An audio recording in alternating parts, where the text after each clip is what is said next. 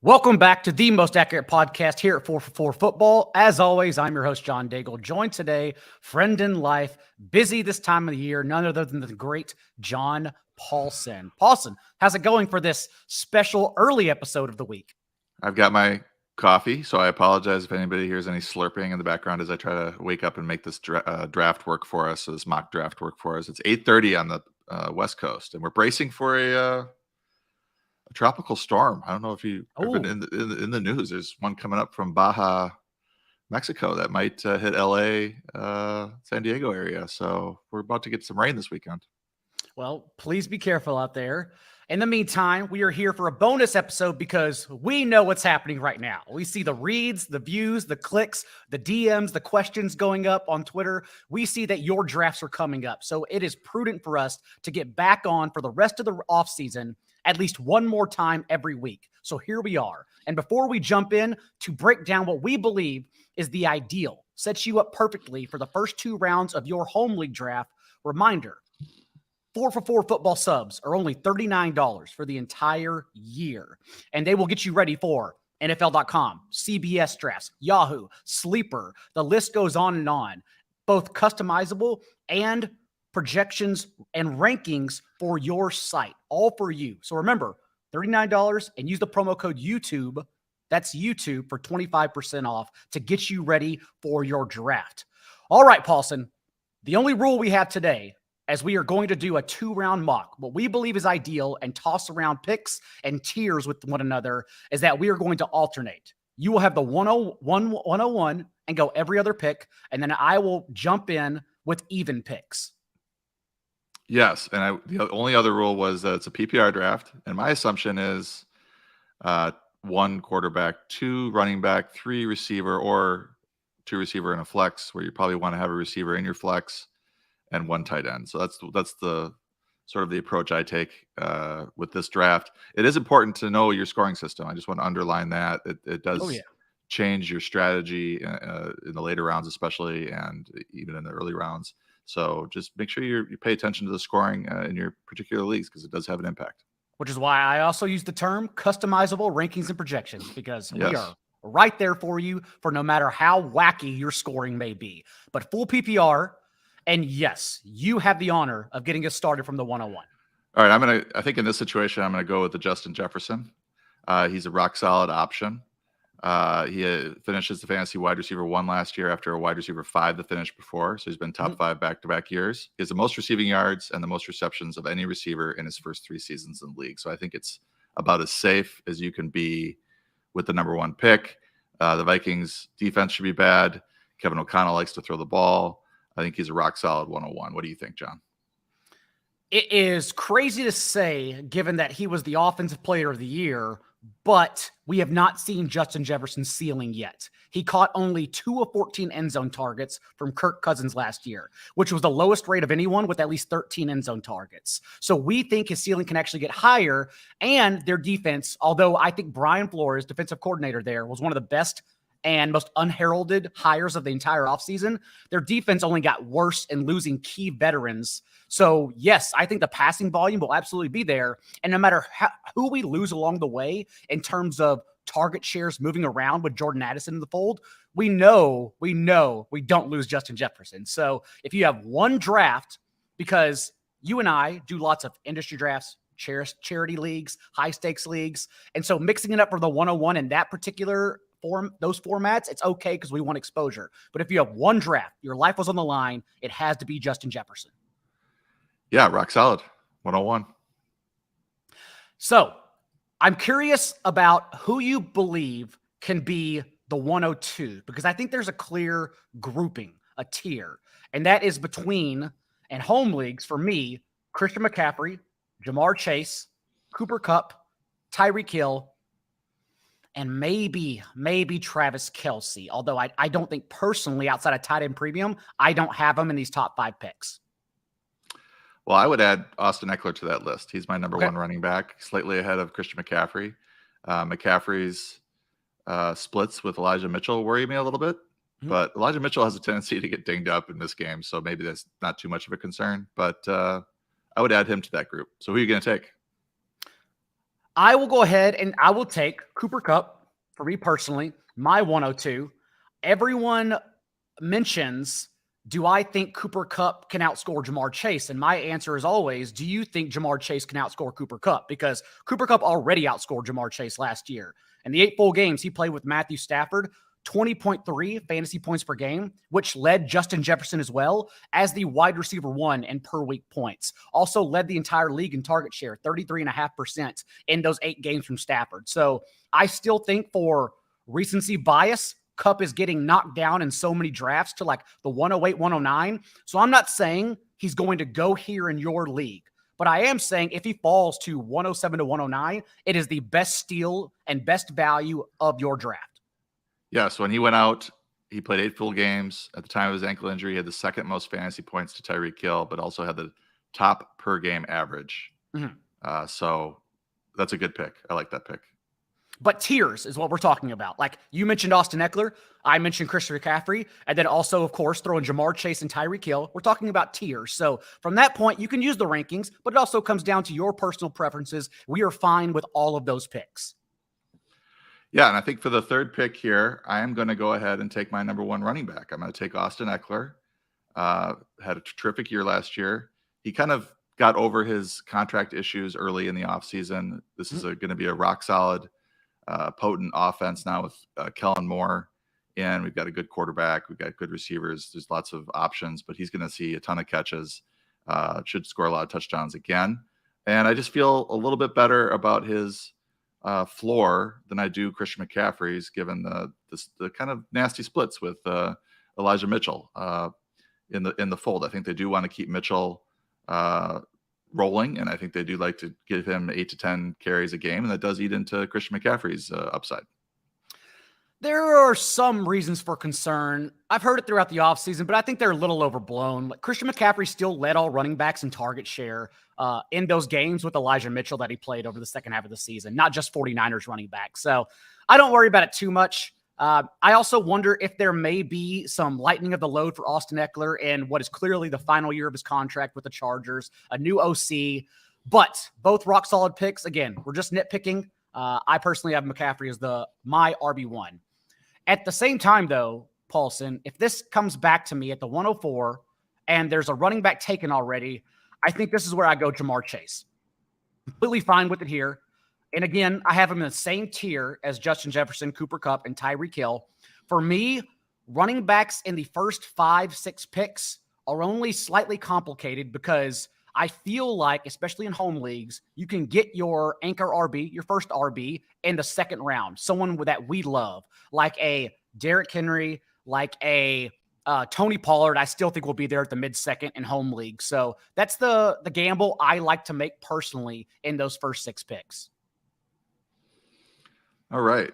So with Chase off the board, that's going to leave me with a decision probably between McCaffrey, Nick Chubb, and Travis Kelce. Maybe I'm a boomer because I like these running backs and tight ends here. Slightly worried about the Tyreek Hill off the field Marina incident in terms of maybe costing him a couple games of suspension. So he's not in this conversation for me. So it's McCaffrey, Chubb, who I love, and Kelce. So I'm going to go McCaffrey here. I think, getting him at 5 is a nice deal for the reasons you mentioned. I do still favor Eckler over him, but I think with this board, I think McCaffrey is a rock solid anchor pick. I think we can get a good receiver here in the second round as well, or perhaps a tight end to still do that anchor RB, hero RB build. I now am going to go ahead and go down and pick Tyreek Hill. Again, I think the first 4 receivers are all elite based on what they did last year. Tyreek Hill was significantly better on an island in the clear wide receiver 1 to Jalen Waddle. 32.5% target share when he played with Tua compared to Waddle's 22.5%. It wasn't close. And his league high in yards per route run actually increased to 3.41 whenever Tua was on the field as well. So Tyreek Hill has more meat on the bone and can get better in this offense too, his second year in it. So I still like Tyreek Hill. Nick Chubb, I would expect to fall to 108, 110. I'm not saying 106 is a reach, but I still prefer to get one of the elite receivers here rather than piecing it together with wide receiver 2s like Olave Devonta Smith, Jalen Waddle, and T. Higgins, those guys who are usually taken on the comeback. All right. So I mentioned the possibility of suspension. There hasn't been a lot of talk about it. So I'm wondering if you are just like, I don't care if he does get suspended a couple games, I still want him here, or you just don't think that the suspension will happen. I don't think the suspension will happen. Whereas we are clearly waiting out Joe Mixon, and we already have the Kamara news. I don't think the suspension happens for Tyreek Hill. All right. We've also seen an ADP that we are always so bad at handling ADP when players get suspended. Even for Kamara, that first month of games that he's out for, it just doesn't matter because ultimately we're still drafting beyond those spots. That's like suggesting that we can't pad for a two-game suspension for Tyreek Hill when we know we're going to draft 6 wide receivers at least. So I still like Tyreek Hill. Yeah, I think Tyreek has wide receiver 1 upside, so this is not a bad spot to get him as the 4th receiver off the board. I think you're getting a little bit of a discount perhaps because of that. And this is the tier for me. This is the break. I got my guys. I love someone a lot as my next receiver, but this is the break. I like getting those 4 guys in the first round. All right, I'm going to go ahead with the 7th pick in the first round here, and I think it's time to lock up that tight end advantage that Travis Kelce gives us. Longtime followers, readers know that I'm a big advocate of the early tight end strategy. I think the having a stud tight end is just such a no-brainer, especially in leagues where it's not best ball and you can't just kind of get a committee of 3 or 4 and hope that one of them goes off.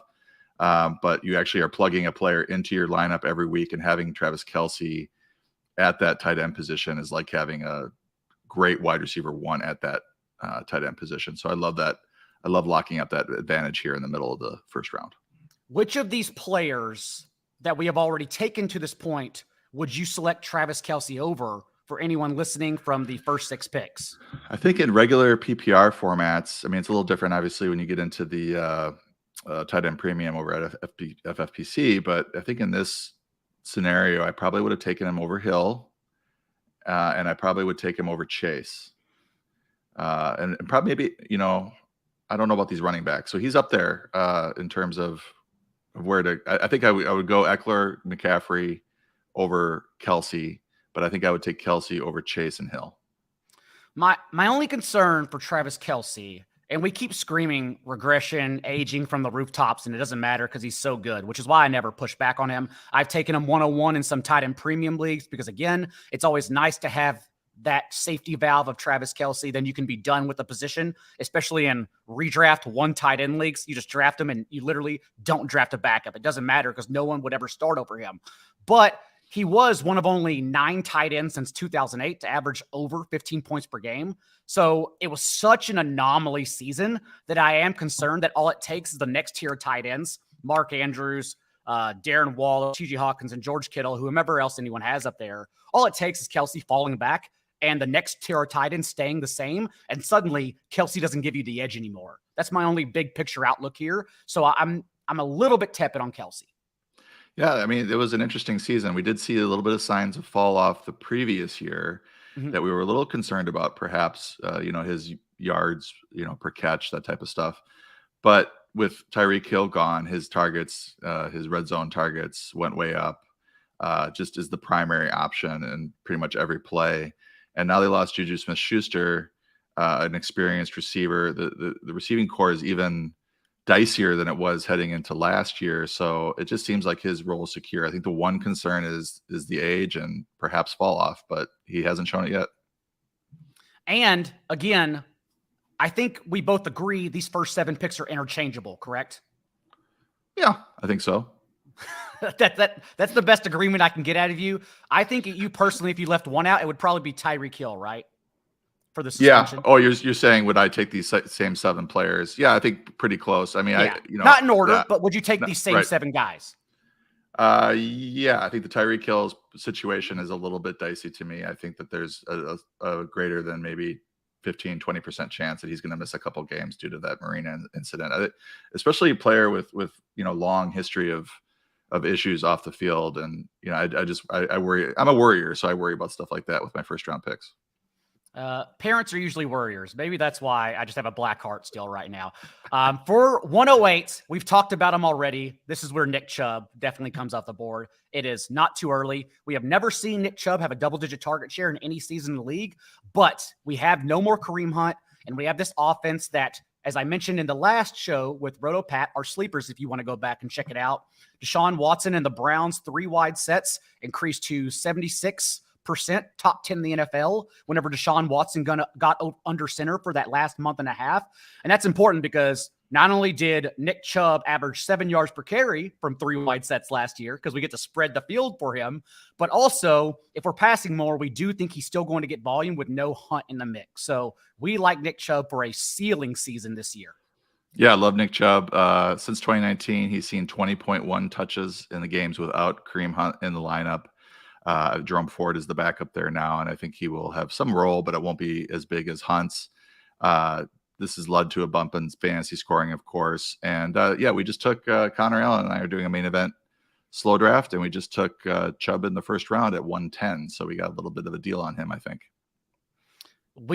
That draft actually is funny because in the draft I'm doing with Connor and Ryan Noonan, we went AJB 110 and then Chubb came back. So it's like we have the same players. It just went in different spots.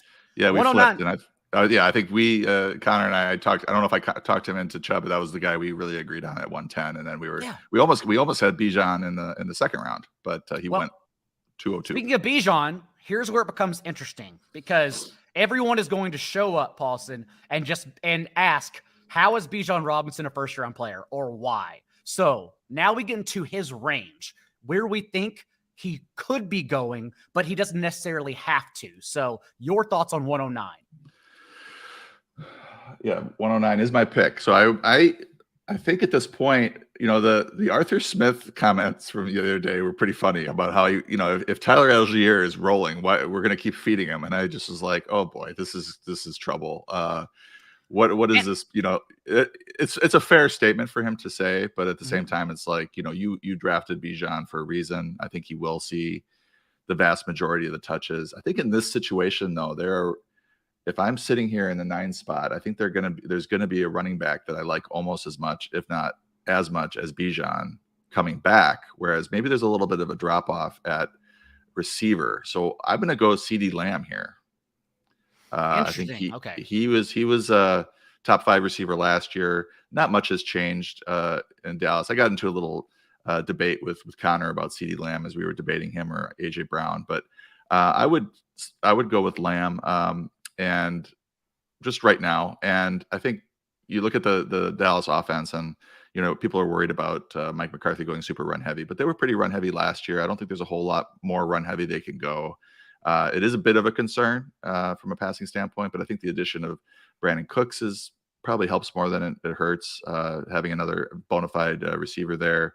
I don't think he's going to see a ton of targets, Cooks, but defenses are going to have to account for him. And Lamb is one of the best route runners in the league. That's been proven time and time again by Matt Harmon's work over at Reception Perception. So he's just one of these young ascending receivers with a good quarterback that I like to draft in the late first round. My only pushback for Lamb is that I can see A.J. Brown's and Amon-Ra St. Brown's situations getting better. Whereas CeeDee Lamb, I think we have more red flags there.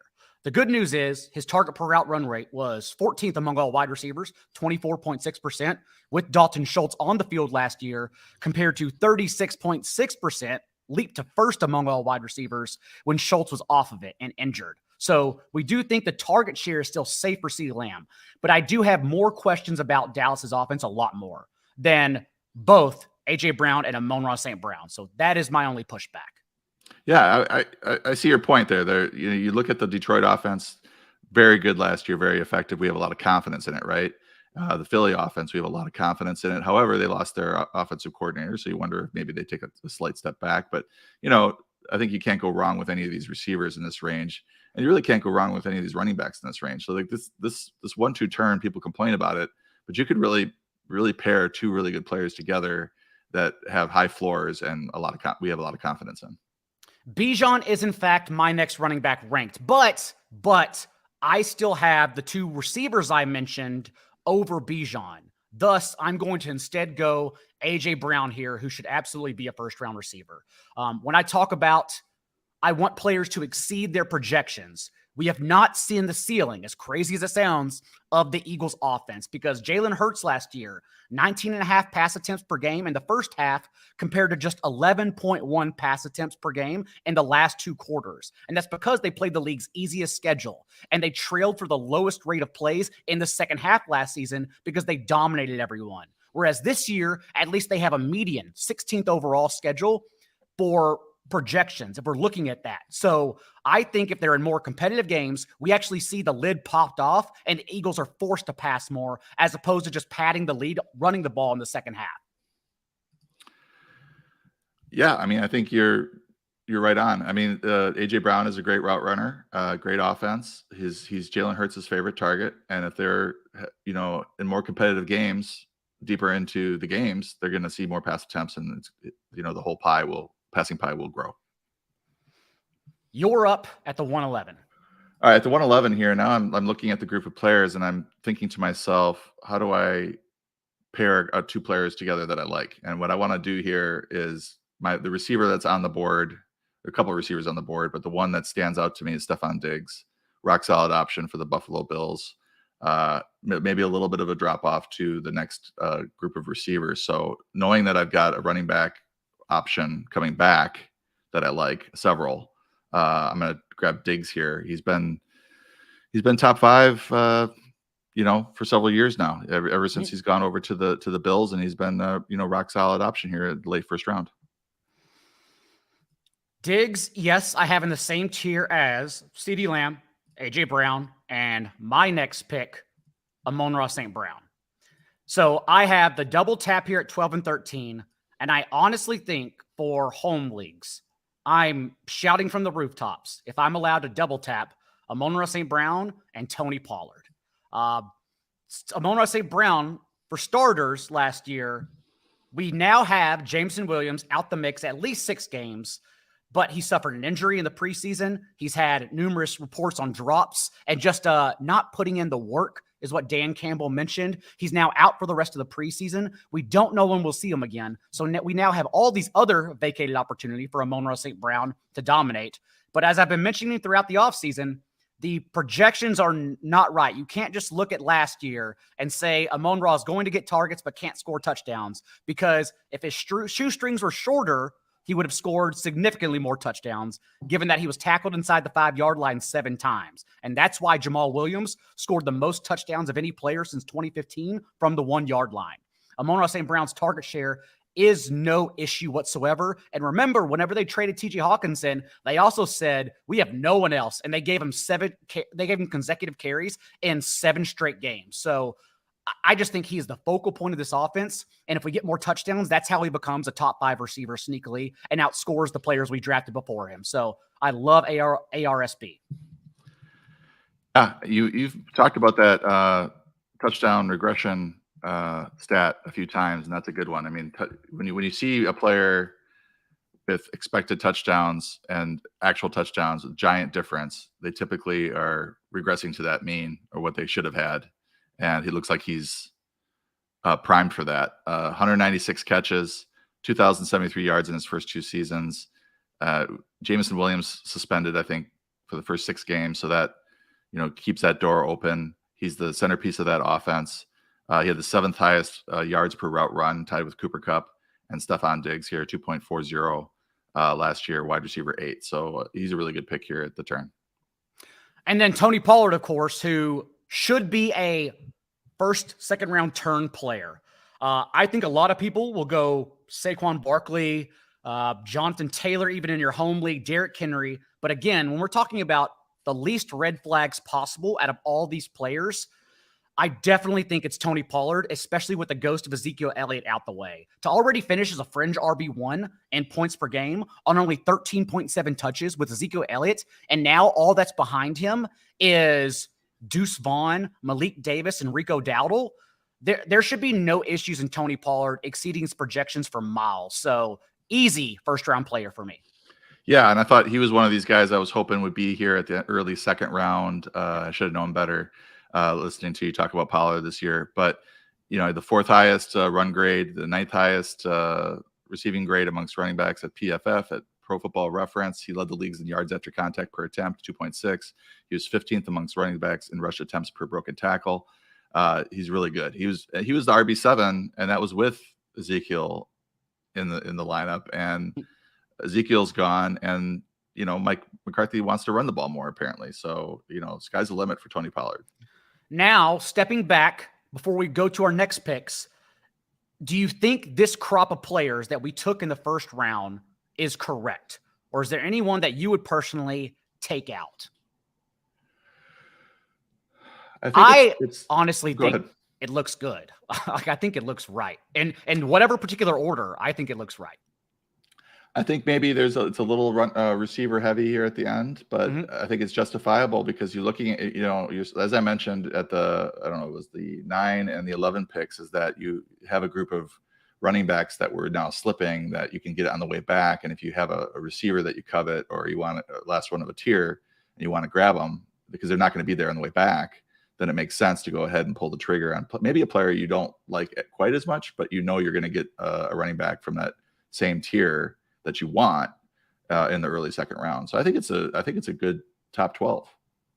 And as you mentioned, yes, receiver heavy, especially with me trying to jam the top 4 wide receivers there, because I've been drafting since February, quite literally, and I know that running backs come back. So I'm not worried, especially because we've only gotten more red flags and sirens from the next tier of running backs. And so we want them at value. We don't want to be the ones to reach on Saquon Barkley, Jonathan Taylor, even Derrick Henry. The list goes on. We want them at a good ADP. And so if they fall to us, then that's okay. We can take them. Yeah, and so that brings me to my next pick at 202. And I'm sitting here looking at my rankings, and I have Bijan Robinson ahead of Saquon Barkley, but I think I want to flip this and go with Barkley ahead of Bijan. Maybe those comments about Tyler Algier have spooked me a little bit more. And it's also, I think this Giants offense should be a little better than this Atlanta offense. Touchdown opportunity. Barkley's not going to see as many targets probably as last year, but he's still the centerpiece of that offense. He seems not as disgruntled, signed the 1-year deal, getting a decent chunk of money this year, and is highly motivated to have a big year again so that he can try to cash in next year. And if someone were to take out a receiver from the last 4 picks of the first round and say Bijan deserves to be there, I'd be okay with that too. So in this case, at this pick, I'm definitely going Bijan, and I'm feeling good that I got at least ADP value, since in high stakes leagues, he is treated as the RB2 at times over Austin Eckler, which I don't agree with, but we are getting value at least, no matter what I think about Bijan's outlook. Yeah, Falcons, and I don't. I was just going to say, in this draft, he's slipping a little. It's probably because it's 2 people making the picks. But I think when you look at his outlook, he's a centerpiece of a very run-heavy offense. You worry a little bit about. I mean, Arthur Smith has some positives and negatives. Like he's very kind of set in his ways. He doesn't know what to do with Kyle Pitts. But one thing he did last year really well was run the ball and create rushing opportunities. And then now he's drafted this generational type back. So you think that they're going to use him both as a runner and a passer. The workload should be there, and we're starting to get to the bottom of this tier of running backs here, where things start to get a little dicier.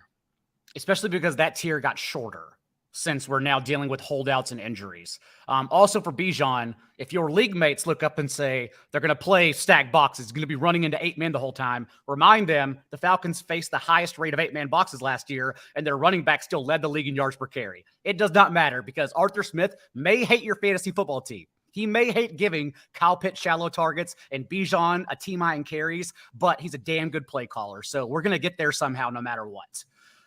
This is when it becomes interesting, though, because as you mentioned, Paulson, we're getting to the bottom of the tier. This is when you can go a number of different ways. Yeah, and we have, and I will note that this is a good podcast to discuss this, a stream to talk about this, is because the talent starts to dry up here in the mid to late second at the running back and wide receiver positions, and he starts to get a little bit dicey towards the end, and that's why I think some of these quarterbacks are going in the late second round. I just wanted to mention that. It's not a bad time to pivot if you're not in love with the running back or the receivers that are available at the end of the second, early third round. But in this situation, I think I'm gonna do a 0 RB start here with CeeDee Lamb and pair him with Devontae Adams. I think getting him in the early second, 204 is good value. People are worried about Jimmy Garoppolo, but Devontae will put up stats with anyone. I don't think he's going to have much of a setback here, given the change at quarterback. Derek Carr wasn't that great last year.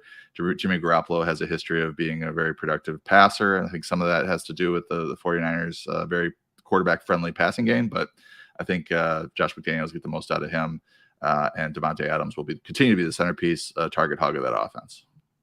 So when Derrick Henry gets back to the around the second, third round turn, that's where I get comfortable with taking him. That's where I think it's a value because there are still red flags. We don't know the Titans offense to begin with. Not only the league's worst O-line per our own Justin Edwards, but also you look at their first 6 games before their week 7 bye, and it is one that includes the Bengals on the road against the Saints, the Chargers, the list goes on, that really adds up to Will Levis being the Kenny Pickett, Desmond Ridder plan and starting after the bye in week 8. So I worry about Derrick Henry's surrounding situation a whole lot. So I'm not willing to pull the trigger here in the middle of the second round. I'm still willing to let him fall. And then I will instead go Garrett Wilson, who, yes, was a middle of the road wide receiver 2 in points per game from Zach Wilson. But obviously from anyone else but Zach Wilson, he was the wide receiver 10 in points per game. I still think he's a value here and should be ranked alongside Devontae Adams. So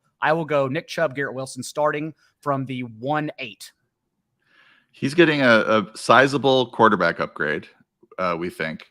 Mm-hmm. Watching the Hard Knocks, it's interesting to see the Jets sort of sort themselves out. It's a little painful to watch Aaron Rodgers, lead and be happy and not be disgruntled all the time and grumpy with his teammates. But there was a little bit of that with the scrimmage against the Panthers where the offensive line couldn't protect him for many series of plays. So I think Garrett Wilson is a solid pick, mid-second. Last year's Rookie of the Year. You can make a case that Chris Olave was more productive on a per game basis, but Wilson getting this quarterback upgrade is going to be big. It's going to be big for the entire Jets offense, I think. Completely agree. Maybe if Aaron Rodgers is still the same quarterback as last year, Garrett Wilson doesn't reach his perceived ceiling, but the floor is totally fine since we already saw what Christian Watson could do with Aaron Rodgers. I do think the Rodgers, he stunk stuff is sort of overblown. I think his passing grade was good. It was QB 11 at PFF. A lot of that had to do with the loss of Devontae Adams. He was thrown to the youngest receiving core in the league. Ellen Lazard and Cobb, were the 2 veterans there, but Christian Watson and Romeo Doubs. Watson wasn't even healthy for most of the season, so it was really a weapons issue for Rodgers, and he was still decent. So I think he does bounce back and with a better set of weapons. That's what they're telling me. That's what everyone's telling me. So we'll find out. All right. But you, after a Travis Kelce start from the middle of the draft. Yeah, you faked me out there. I thought you're talking about Derrick Henry. I thought you're going to grab him there with Nick Chubb and do the RB start. But I'm gonna go boomer here and take Henry and Kelce with my my old ass lineup here at the the 107. I wanted to see if this tight end running back start can work. I think there are other appealing options here. There's 3 more non-quarterbacks that are very appealing, which we'll get into. But I think, or actually 2 more. No, 3 more. So, but I think Henry, maybe we talked about all this stuff last year where he was too old or the Titans were going to be bad, and he still put up a great season. He's just a huge dude and going to see the boatload of touches in that offense. He's one of 2 running backs who have averaged over 20 touches per game over the last 2 seasons, along with Jonathan Taylor. And he's still running at a very, very high level. I don't see any signs of drop off yet. So it's going to have to be some kind of freak injury that I think would slow him down. I'm not too worried about the offense or the team being bad. I think the Hopkins pick will help. Keeping an eye on Treylon Burks' status. Last I saw, he was carted off. But I think the Titans will be in the playoff hunt enough. And if he does get traded, he'll be traded to a good team that wants him. So I like Henry here.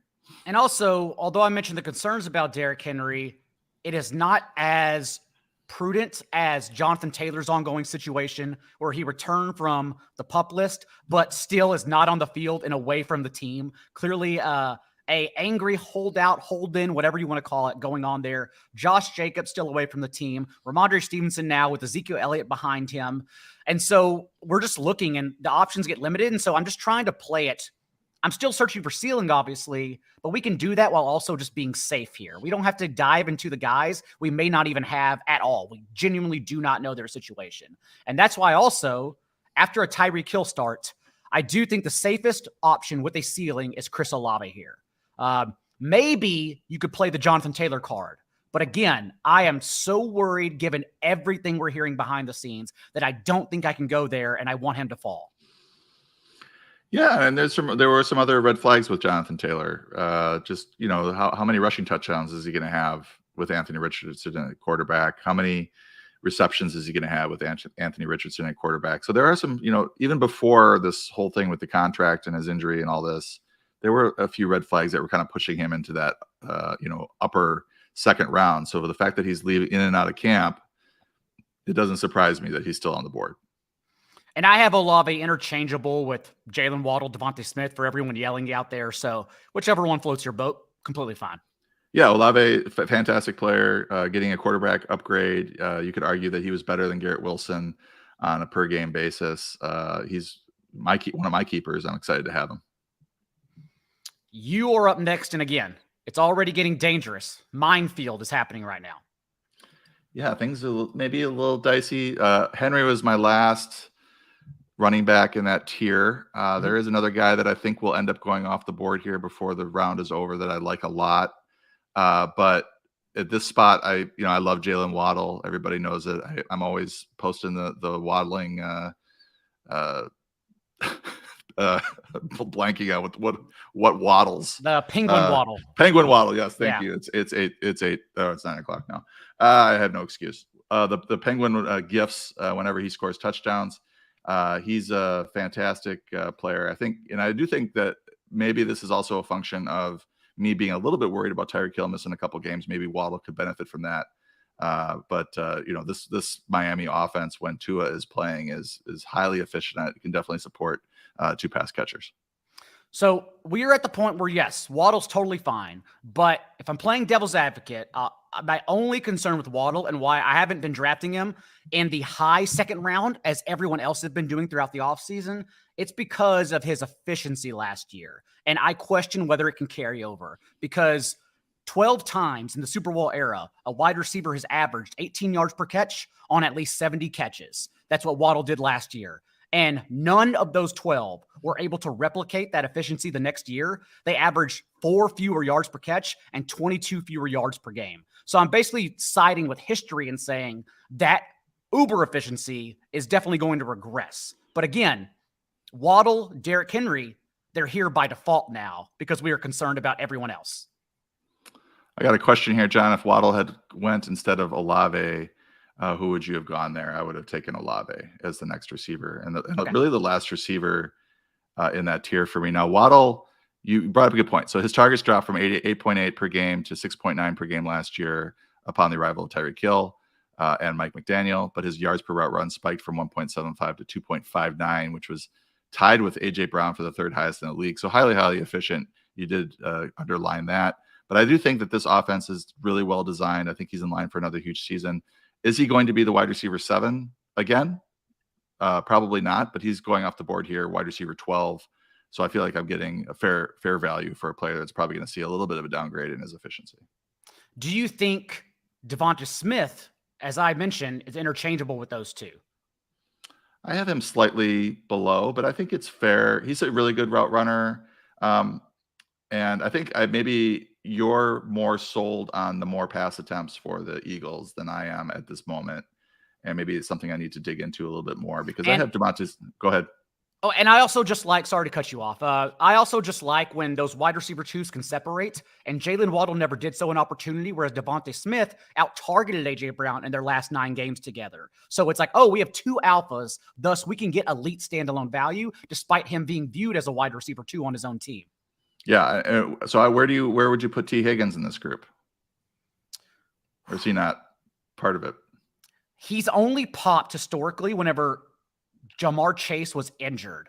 That's my only concern. So I I think T. Higgins, I would let him fall to the third round.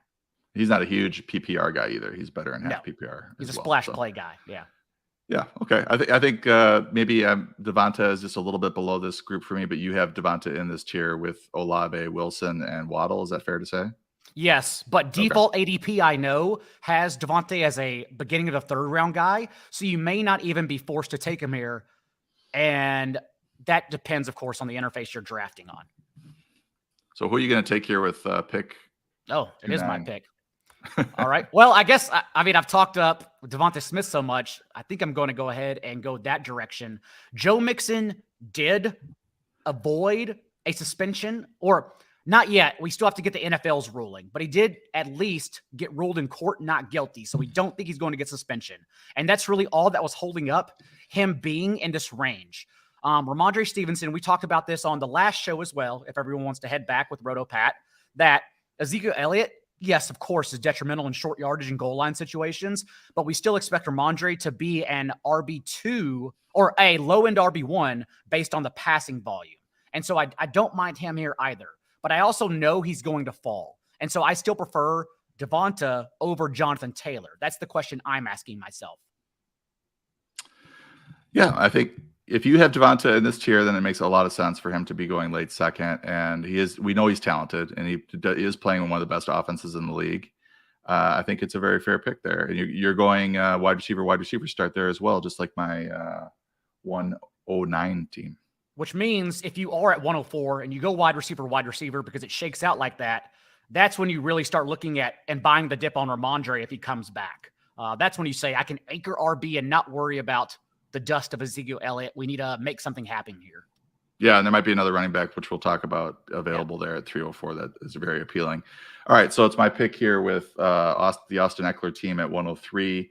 I think this is when I am looking at ADPs of different players that I like, and I'm probably pulling a trigger on one of these top three quarterbacks, and I have Jalen Hurts first. So I'm going to go Jalen Hurts at 210 here with Austin Eckler. Jalen Hurts is my QB1 for all the reasons mentioned. Also recency bias because the playoffs and the tush push, it is now perceived that like he gets all the goal line work, but even like the tush push, he scored 4 of his 15 rushing touchdowns in the regular season on the tush push, and those 4 touchdowns came in the same 2 games. It wasn't actually really used in the regular season. He's still capable of long runs and scoring in multiple ways. So yes, given all the red flags we've talked about, this is where I think it's perfectly fine to branch off and even go Mark Andrews or Jalen Hurts just to get positionally different. I agree. Mark Andrews was another player that I was looking at there. His ADP is in the mid-third, early third round. So gambling that I could get him on the way back. It gets really interesting here. And I see you in the chat, Mr. Triss, asking about Josh Jacobs and Jonathan Taylor. I think Josh Jacobs is the safer one, given that it's just a holdout. And as we've seen, and yes, I agree with your face, Paulson. I'm all in that Jacobs is doing this for the good of the land, that he's the one willing to get nailed to everything. So yes, I think he is hard stead in his stance to stay away and hold out. But we've seen everyone collapse. Jonathan Taylor report back, even though he walked back away. J.K. Dobbins report back. You just can't do it. Like the money is not in your favor. So I think we are in the range of Jonathan Taylor. I think we're in the range of Josh Jacobs. But I still think I will go Mark Andrews instead to begin. Are you hoping to get him at 1-1? That makes me feel better, actually. I was going to snipe myself. My 101 team was going to snipe my 103 team to leave it on a comedic note. But you sniped me, my 101 team. So I already talked about Travis Kelce potentially regressing, given that he had an outlier season. And if that were to happen, in my opinion, the only tight end that can topple him in points per game is Mark Andrews. Mark Andrews was even the tight end 2 in points per game, 11.3, and the 11 starts he made with Lamar Jackson last year. So we just need Kelce to come back and be normal, not be a unicorn, and Andrews to be the same, and he's right there neck and neck, and he's giving you the same positional advantage that Kelce does. But you get one of them at the end of the second round, and the other one you have to grab in the early first. So I do love getting a piece of the Todd Monken offense at the end of the second round. Yeah, I think we're expecting a much different offense this year with the Ravens, going from a run heavy to perhaps pass heavy, or at least more balanced offense. And if you're going to have a lot more pass attempts in that offense, then the number one target's going to really benefit, and that's Mark Andrews. I think he's a great pick here. I was hoping to get, I think he's a no brainer for me in the middle of the early third round in normal PPR formats. Certainly he's going a little bit earlier in tight end premium, but just love to have that tight end advantage over 10 of the other 12 teams in the league, or 11, So 11 teams in the league. it entails risk, but a team like 104 that did start Jamar Chase and Devonta Smith, they're going to be okay with risk because they now look at the next tier running backs and say, I have to take on a Jonathan Taylor, Josh Jacobs, Ramondre Stevenson, Jahmyr Gibbs even. They have to take on one of these players in the comeback since they don't have a running back yet. So I think that's also why a reason 104, 106 can double tap wide receiver, because they know they're going to get one of these falling ADPs and then hope those players show up for week one. Yeah, they have to be comfortable with that, though. Like, Absolutely.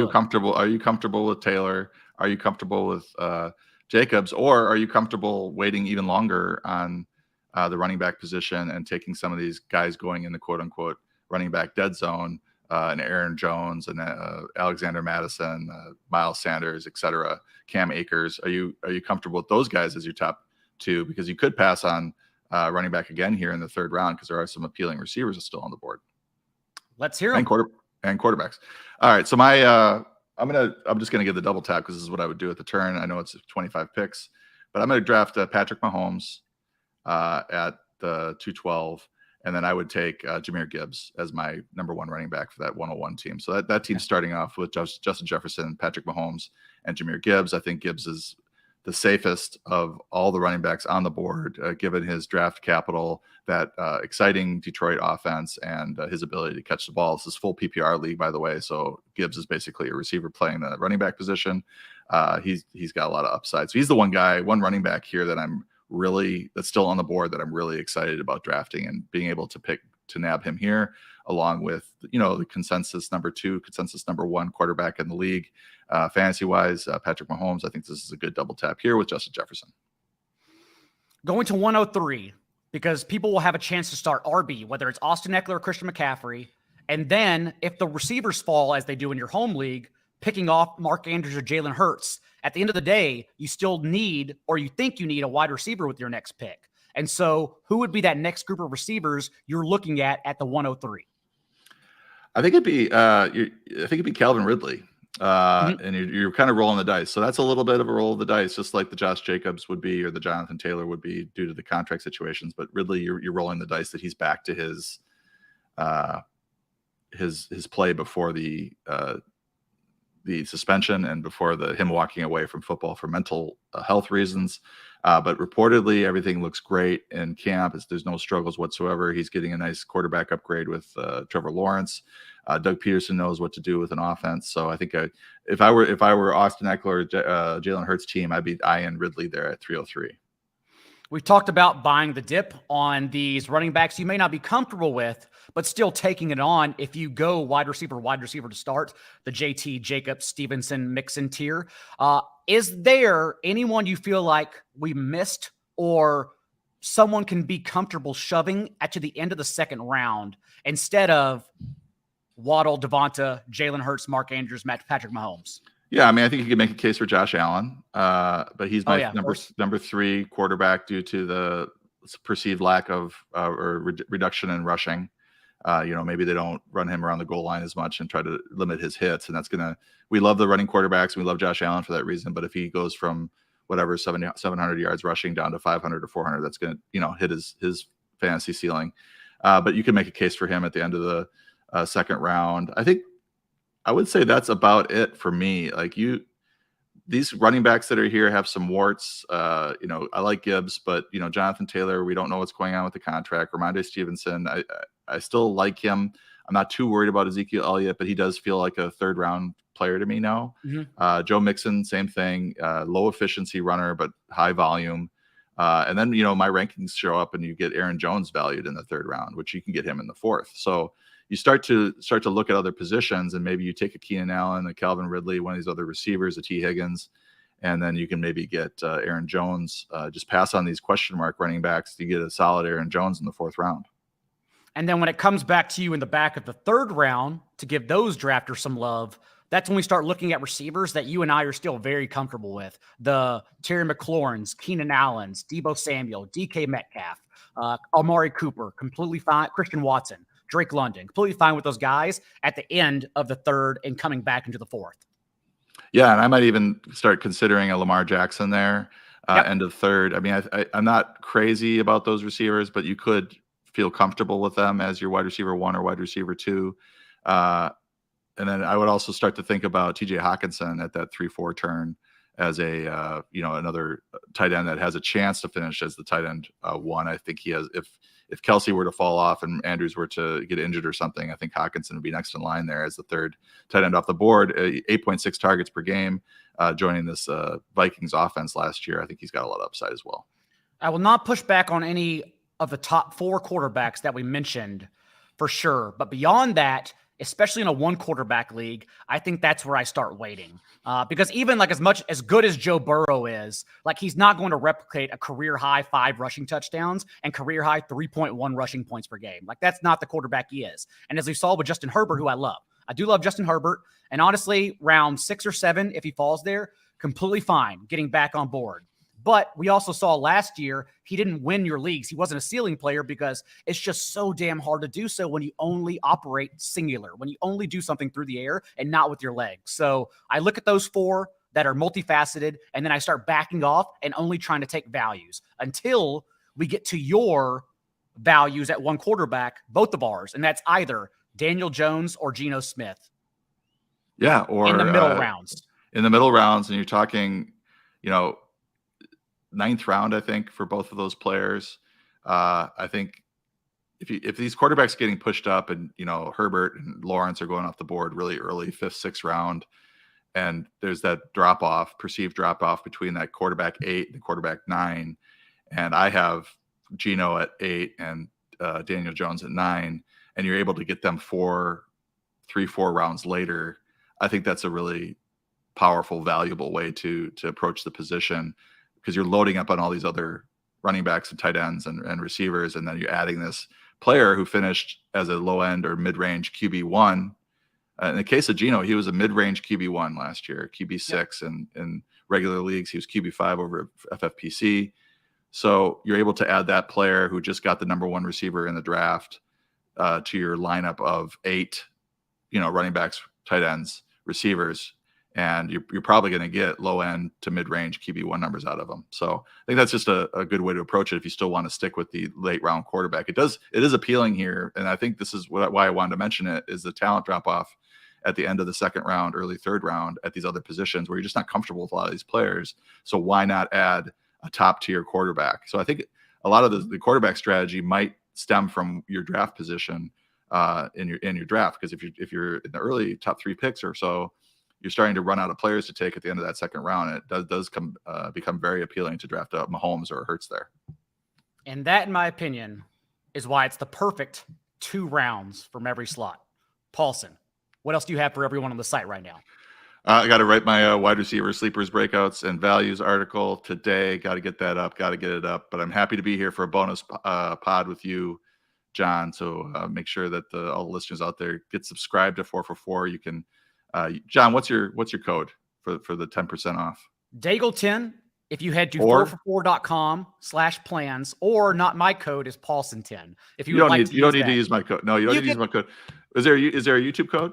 You can also use YouTube. We have lots of codes going around. So if you are on the YouTube channel, like and subscribe. I see all the numbers watching live, so you better like and subscribe while you're here. And then head to 4for4.com/plans and use the promo code YouTube for 25% off. Significantly cheap. I would make it more expensive, significantly cheap, because we still have everything rolling in throughout the weekend and ahead of your drafts, customizable rankings and projections, my team previews, your sleeper series, and more importantly, sleepers and rankings for every single interface, no matter where you draft. So until next week, because we'll be back for 2 more bonus episodes for the rest of the offseason, remember, be a little bit kinder than what's required. We'll see you next time.